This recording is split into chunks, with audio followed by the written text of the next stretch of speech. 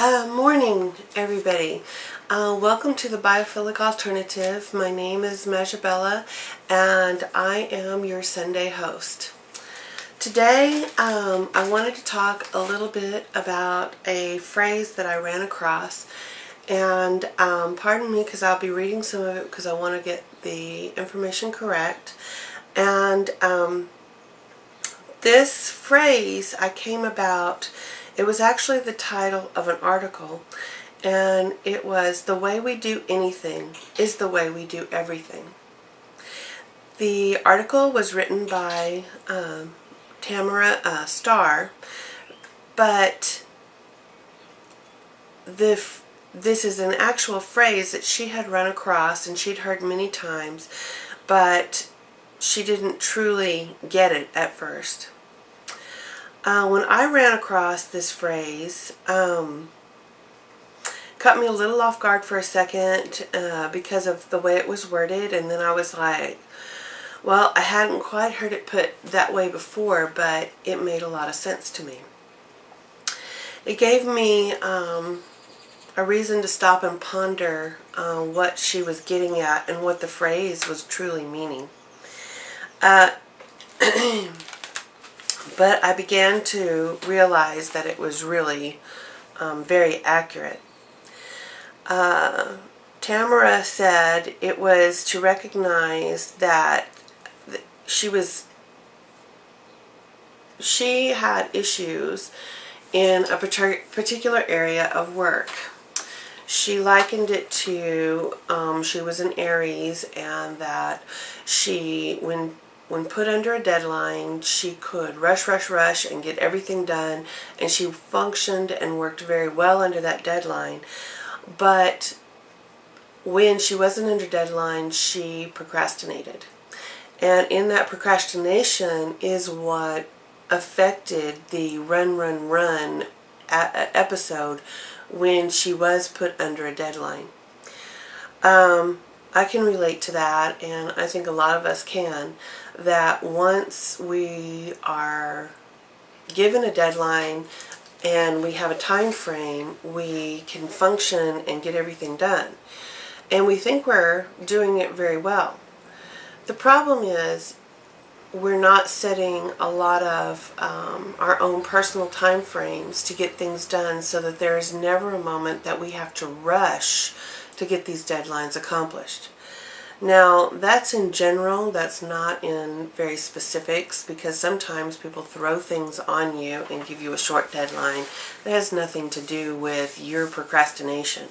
But we're talking more in general terms of work and the day-to-day things that we should be getting done, but maybe we don't do quite as much a day as we do when suddenly the deadline is there.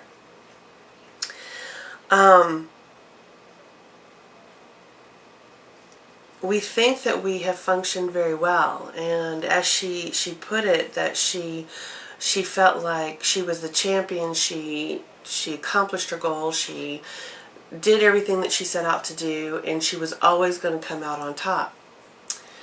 But upon pondering this actual statement, the way we do anything is the way we do everything, then it became a glaring reality that as she was accomplishing the thing in work, and I can so relate, me as well, I do this as well, everything else in your other areas of your life start to fall apart a little bit.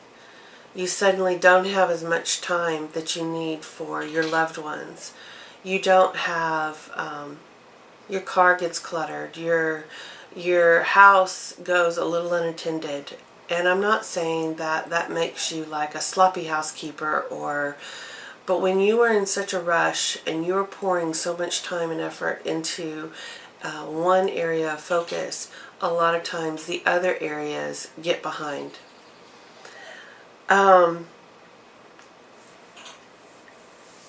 So this is the observation of hers that hit home with me, and it was basically the habits that we practice in one area become our life in all areas.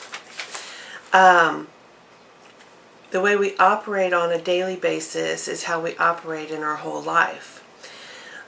We've been hearing a lot of videos lately on spring. Spring cleaning is here. A lot of people are talking about spiritual cleaning as well. But a lot of times we only talk about maybe the aspect of if we make room, we out with the old and in with the new, and it'll make more room in our life for new things. But I don't think that we consider exactly what we're doing when we're doing all of this clutter that accumulates over the year's time. Hopefully it's only the year's time and not years and years worth of clutter and dishevelment. So an example of this is, well, her key thing was she was equating this to feng shui. And basically, I knew that I was feeling better because I had purchased a house a year ago. It was a fixer-upper, and it is a small house, even though it sounds big when I tell you it's a 4-bedroom home. But each room is small, and there are very few closets because this house was built in a time when they didn't put in a lot of closet space, and there's not a lot of storage. I also don't have a garage or a carport because that was converted into another bedroom. Actually, 2 bedrooms and a washroom. So, storage has become an issue for me that I have been dealing with, and I have been systematically going through every couple of months around in every room in the house to reorganize, resift, resort, and rearrange everything in each room so that I can make it as functional as possible for myself. I've been doing this over the process since I purchased the home, but things, because now everything is finding a place and I've culled through a lot of things and I've let go of a lot of things, it is becoming more manageable for me, and I see more great things coming into my life. But when the autumnal equinox came around, I really started my fall cleaning, I guess you would say, not spring cleaning. But I was doing it so that I would be taking little bits of areas and I could work through it while I was still very busy at work. I would take a drawer, or I'd take a closet, or I'd take a spot, or I'd take a shelf, and I would just clear it and clean it. If I had a little bit of time, maybe it was only a shelf or one drawer. If I had a lot more time, maybe it was a whole closet. It just depended on the time that I had, but I systematically went through each room in the house and decluttered a lot of things.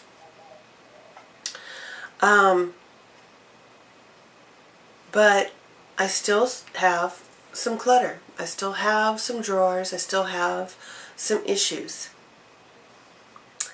I'm a big believer in law of attraction and feng shui and many more principles that relate to the same kind of topic. And with each spot I cleaned and pruned and organized, I did see improvements in my life. I didn't stop to consider which areas of my life I was receiving something in for the area in my home that I was cleaning. But I knew I was creating a new me and a new beginning, and I'd been gearing up for this all winter long. We talk right now about the spring cleaning and the spiritual cleaning, and so I'm going to take it a little bit further. These are some things that you need to ponder. And Tamara these were her ponderings on certain aspects of feng shui related to certain aspects of clutter. She suggests that you go to your closet And when you, are there a bunch of clothes there that don't fit, that are completely outdated, that you never wear, that you still hold on to? And why do you hold on to them? Is it just in case you need them, just in case your body weight changes, just in case this or that? But really, seriously, how long has some of the clothes, probably about half of your clothes in your closet, been used on a regular basis? Now, you do have those special outfits that maybe you don't have but a few times a year to wear. But other than that, are your clothes being used on a regular basis? If they're not, why are you hanging on to them? She takes it to the feng shui level now, and she says, if that is the way your closet looks, she's betting that there's another area of your life that looks the same way, that relates back to the same dead energy. And she puts it in the aspect of, are you in a job that you don't love, that you're not passionate about? That's sucking and draining the life out of you, but you keep on with it because it is your livelihood, and we all need our paychecks to come in, unless we're just independently wealthy, to come in and to provide us with the things that we need. The shelter that we have over our head, the food, electricity, the things that we need to get by in life. Well, if we're dispassionate about our job and it is a drain on your energy in all aspects of your life, because you spend 40 hours approximately, most people do. Some people work part-time, some people work more, but 40 hours of your time is 1/3 of your week's allotment of time that you get. And if it's spent being miserable, if it's spent being unhappy, if it's spent as dead energy, you may be getting something out of it, but is the unknown so much more scary than it is to spend your life living with that kind of energy that your job is giving you? Another one was, do you have people in your life that you have grown beyond, that maybe are energy drains on you? People that aren't lifting you up but tearing you down. People that are not there in true support of you. Maybe they are taking the same kind of energy drain on you as the job is, as the closet is. The energy that you spend trying to look for something to wear in a closet full of clothes, and then you say, I have nothing to wear. She's relating this in feng shui. It's all the same energy, and it's correlated back to how we do anything in our life is how we do everything in our life. And when we do it this way, we're buying into the poverty consciousness. Now, we're not trusting that we will receive and we can provide all that we need to live a healthy, productive, happy, energetic life. And so this is where the feng shui principles come in, and this one might hit a lot of people a little harder. I know that it kind of hits me, and I know that it hits several other people that I know, and I've heard some videos out there, so I'm pretty sure it's probably going to hit a lot of you out there as well. How is money flowing for you in your life? When it is slow, chances are you're slow paying your bills, you're slow settling up debts, and you basically get yourself into tighter and tighter money responsibilities. And the more we drag our feet, the more we stop the flow. And when we stop the flow, we stop the flow in all areas of our life. So these are some of the ways that going back to that dammed up closet is that part of the issue of the energy running through your life, is that we are holding on to so much junk and clutter because it just physically seems so draining, just the thought of having to tackle the mounds of stuff that we've accumulated.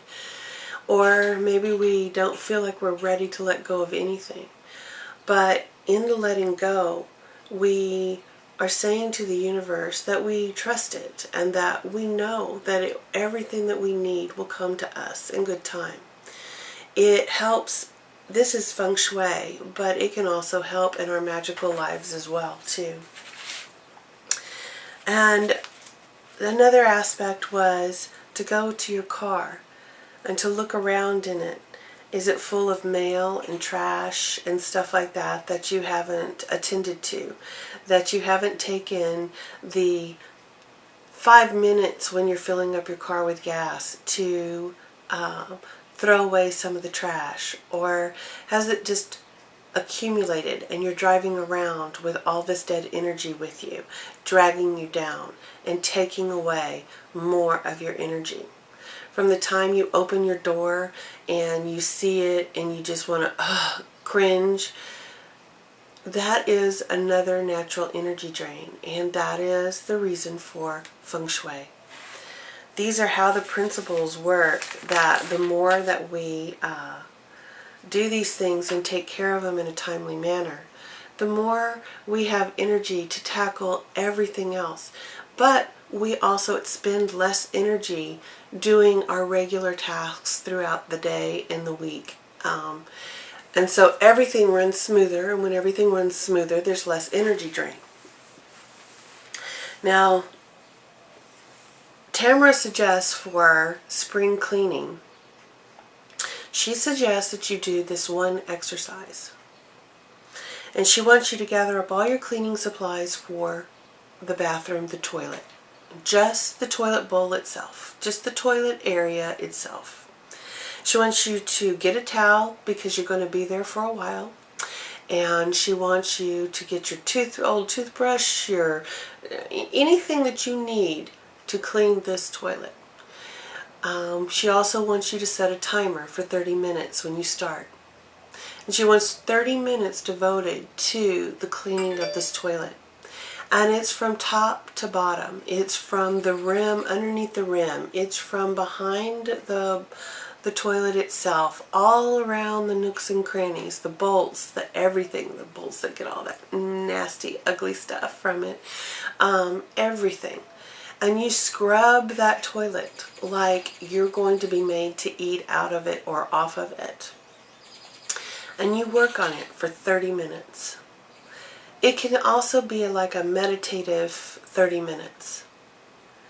And she says that in this part of this rebooting of your life, that this is a rebooting system for feng shui, and how it plays out in the course of events is that, generally speaking, after you finish with that toilet and everything's sparkling clean, she wants you to wash your hands, she wants you to go get you something to eat or drink, and she just wants you to go relax in another room. Then after you've thoroughly relaxed and thoroughly, got your mind back intact and off of the toilet bowl, she wants you to go back into the bathroom. And she says that upon seeing how sparkly clean all of your work was on that toilet, it'll generally get you started to want to finish and tackle the entire bathroom. But what she's really getting at is that most of the women who do this exercise that she's asking you to go through, she's letting you know that most of these women start getting something come into their life within that week. Whether it be a unexpected check, maybe it was you found something that you lost. It's a bunch of different things for different people. And maybe it's because it relates to where your bathroom is located in the feng shui wheel. Maybe it's because what you needed most to come into your life. But anyway, she wants you to do this exercise and really take notice of any fresh energy coming into your life from a different source. Test the theory. How you do anything in your life is how you do everything in your life. And start taking it bit by bit, just like as you were going along and you were doing your spring cleaning. And you find those areas of clutter, and you find those areas of unused stuff, and really look at it with fresh eyes and see, how is this area affecting me? How is this an energy drain? Is it stopping me from being able to find a tool when I need to use it? Is it making me have to go out and buy tape again because I can never find the tape when I need it? Is it that you cannot find the article of clothing that you're looking for when you're trying to get ready for work in the morning? These are how the energy drains start, and from there it affects everything else and affects the rest of the day. So I would encourage you all to do this and to see how much better things get for you. Maybe it won't, but in the end, at least you'll have a cleaner house. But I wanted to go back to the people in your life. The aspect of dead weight and how we find out whether or not somebody is being a toxic drain on our energy. This is also going back to my last week's video on the empath. And the empath tends to collect more of these people up and keep them in their life a lot longer for a lot of various reasons, and you can go back and refer to that video if you haven't seen it. But really, we all have people in our life that do become toxic to us and become drains on our energy. So this isn't just a lesson for the empath, it's a lesson for all of us. Jan Steele also put out a video this last week on simple shielding techniques as well for, in general, when we need to deal with people on a regular basis that we know are going to be an energy drain, or if we know that we might be in situations where we might encounter an energy drain. So I would highly recommend that you go back and look at that simple shielding technique. But I was going to focus on more about how we figure out when we need to cut ties with certain people in our life. Now our family, we generally, for the most part, they're our family, gotta love them. So maybe we just use a shielding technique on them. And maybe we need to learn more boundary techniques as well, to if there is family members that are stepping over certain boundary lines. But in general, this is more about friends and acquaintances that we have, and maybe we give a little bit too much time and energy on because they are taxing on our systems and they are not making us better in life. They are bringing us down in life. When we hang on and hang around low vibration and negative people or situations, we can feel this drain of our life force and this heaviness and this burden that we have to carry that we can't really escape, and it isn't a constant energy drain and zap. Most of us can feel this shift in energy when we're in the presence of these toxic people. Particularly strangers are easier to identify as being toxic on us, or a negative situation that we encounter, and it immediately drains all of our energy. The trick is to understand that there is also sneaky energy drains that are coming from our more personal relationships. And those are the ones that we need to also feng shui basically in our life. And as we go along in our life path, we're always evolving and growing. And this means that our relationships with our family and friends also need to adapt as well. But sometimes as we grow, some people don't. They don't grow at all, or they grow the opposite direction, not necessarily even in a bad direction, just a different direction than ours. That's perfectly okay. And you'll see those people naturally gravitate out of your life as they become busier down their path and you become busier down your path. But we're not really talking about those people either, because those people you still may get great satisfaction in hanging around with when you do get together.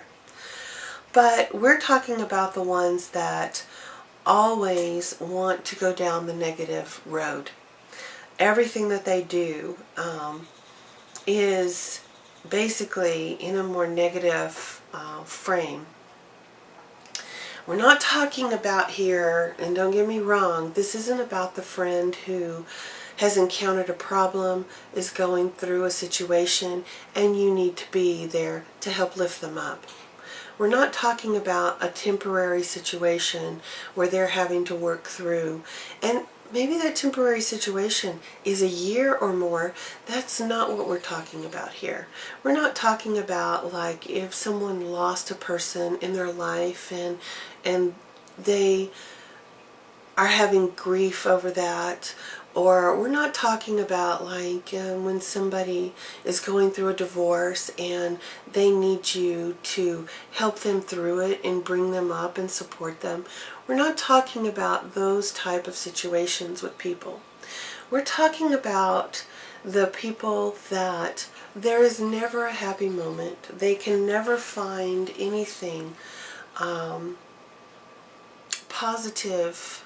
They want your advice and they want to tell you all their problems on a regular basis, but do nothing to try to correct or amend the situation in any way, shape, or form. They're the chronic people that they've evolved into this chronic situation of negativity as well. And it's those people that we're referring to here. The empath has a very hard time with this concept of letting go of these people. But I think a lot of us have a lot of trouble doing this. I'm not sure that this is exclusive to the empath. I understand that the empath has a more difficult time with it because they're always trying to fix and help somebody. But when you find yourself constantly looking for avoidance, excuses at why not to be with that person, but yet you haven't really dealt with the situation at hand and cut ties with them, this is when we're talking about those energy drains. And we all have somebody that we know that, like, if we go out into public and we see them at the grocery store, we're trying to duck behind the potatoes because we don't want them to see us. It's those kind of people in our lives that we need to start to question whether or not we need to prune them out of our life. So these are some questions to ponder on some of the buildup of toxic people in your life so that you can honestly evaluate them. And after your honest evaluation, then you can make an honest assessment of what you need to do about it. Sometimes it's our lack of attention to this that makes us hang on to these people.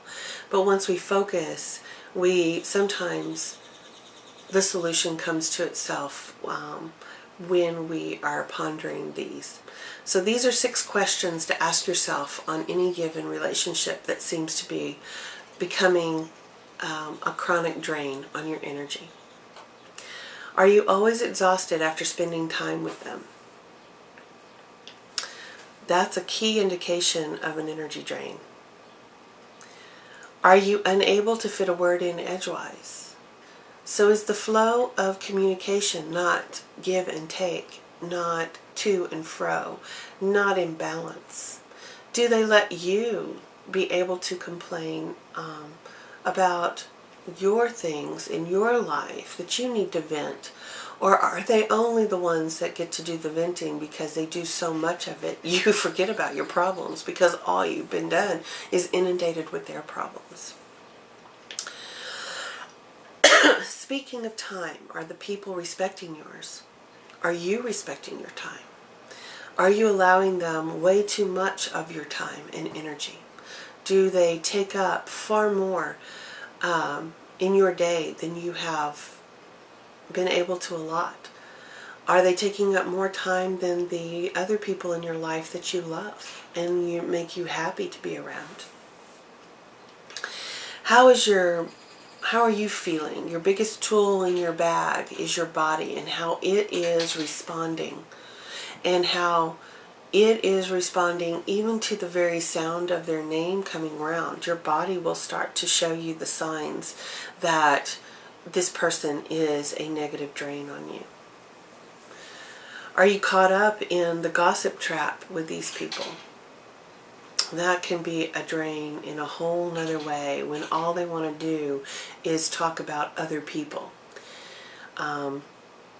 There's a few videos going around out there where people are also talking about judgment and about how they don't believe in it, but then the next thing out of their mouth is how they're judging somebody else.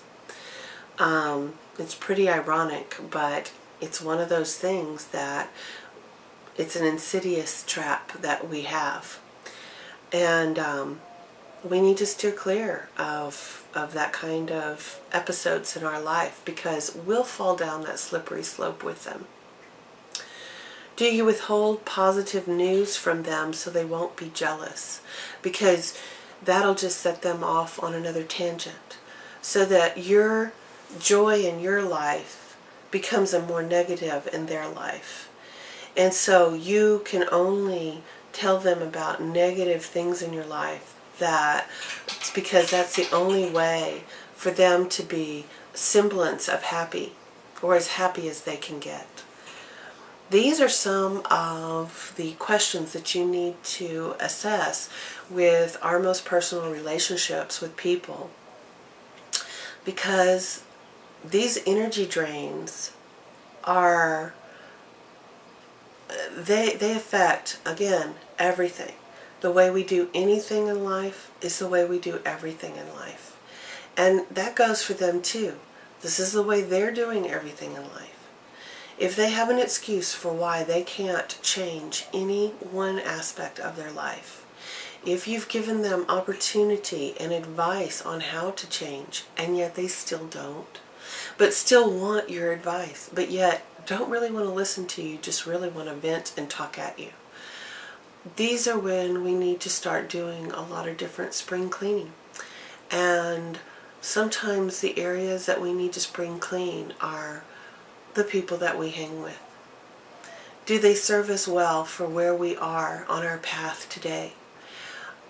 And like I said, I am not talking about the person who is going through a particular something, a transition in their life that they're having to deal with. That is not what I'm talking about. I'm not talking about somebody who's lost a loved one and is taking time to get over it and needs to talk. I'm not talking about that person. That's not necessarily an energy drain anyway. That is helping a friend and lifting them up. So please do not misunderstand, because I would never suggest abandoning a friend that needed you. But we all have these energy drains that we have encountered. And just like feng shui, we need to clean up these aspects in our lives. Spring is a great time to do that. I have been outside working in my yard. I painted the porch and I'm having such a positive experience in my life right now and I have bad things going on in my life. My mother's dementia. But when I chose to take it in a positive vein, just exercising my mother is starting to bring her memory so much clearer on the days that we can get her to do some aerobic exercise. So everything comes with positives, and so making sure that my mother does aerobic exercise 3 to 4 times a week until she's strong enough to do it on a daily basis has made remarkable improvements in her memory since she has vascular dementia. And she also has sleep apnea. So the treating of those two things have really bounded back some of her memory. I am not delusional in the fact that it will not progress to get worse, but I am positively hopeful that it doesn't have to get as bad as it could just by that one realization of putting her into a chair and doing aerobic arm exercises has vastly improved her memory because it's improved her oxygen and her blood flow to her brain. I can say that the positive aspect of this is that it is not clogged arteries to the brain that is causing this in her. It is the sleep apnea and the lack of oxygen flow from lack of aerobic activity. So this is my hopeful thing coming out of the aspect of something that would be a negative. And this is what I mean by there can be positives gleaned from a lot of different situations. And looking on the brighter side makes everybody happier and also makes the person going through the problem happier as well too. To try to take moments of just giving that person something happy to do. It's the love mail that we do at the Witch's Lair as well and stuff like that. It helps let people know you're not going through a problem alone, and it can lift them up. Because at any time we go through something so negative in our life, it can become a chronic situation easily. But only we can change the way we look at things and the way we act. And it starts with our internal changes. And so our friends can help us through that, though.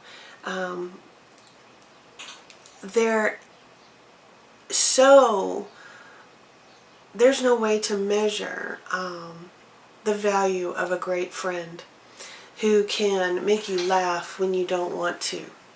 And so I also today want to thank my group of friends that did that same thing for me on Friday night. We got together at a restaurant and we just laughed the entire time.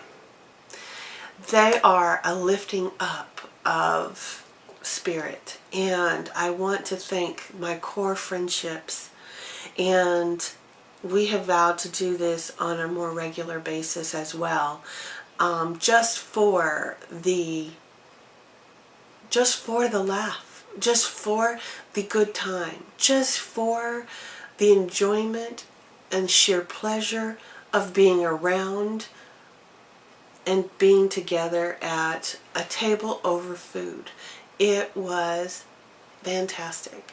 And every time I get together with these friends, it is like that.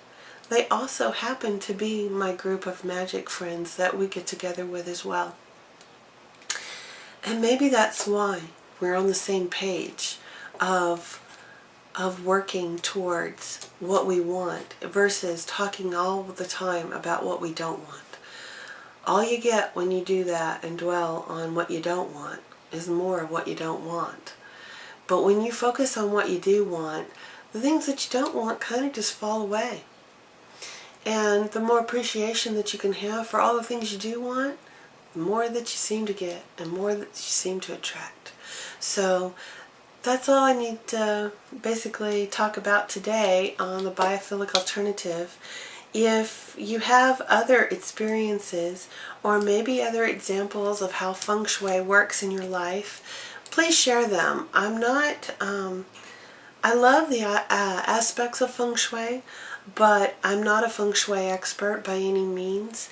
I just know that if my clutter in my house is clear, then my life runs smoother and I'm happier. I wake up happier. I want to be in the rooms that are completely cleaned and organized and don't have any clutter. And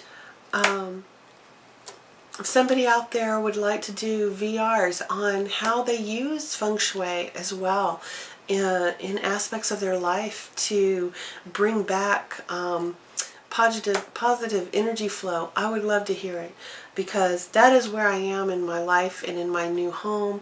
And right now I am putting in the first of the gardens, because this house used to be a rent house, so I have a rent house front yard and a rent house backyard, and I hate it, but I'm not going to dwell on that. Now I love it. Just by painting the ramp in the front yard, just by painting the posts on my porch, just by getting 2 flower beds started, and I planted some herbs and I planted some geraniums by the front so that it can be a barometer of when somebody is coming.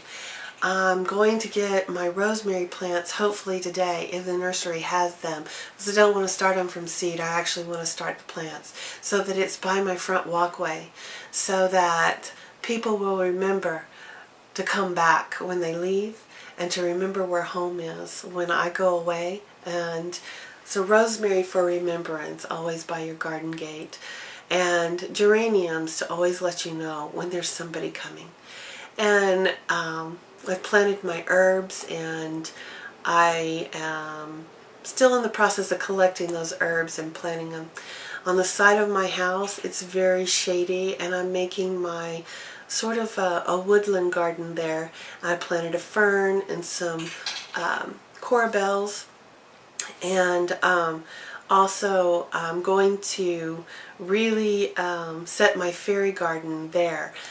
So I have my little fairies and my gnomes that I'm going to start putting around in the mix of the different ferns that I'm going to start collecting and putting over there. And I can't wait. Spring is an exciting time, and I hope that y'all are being able to enjoy nature. I know some of y'all live still where there's snow coming and stuff like that.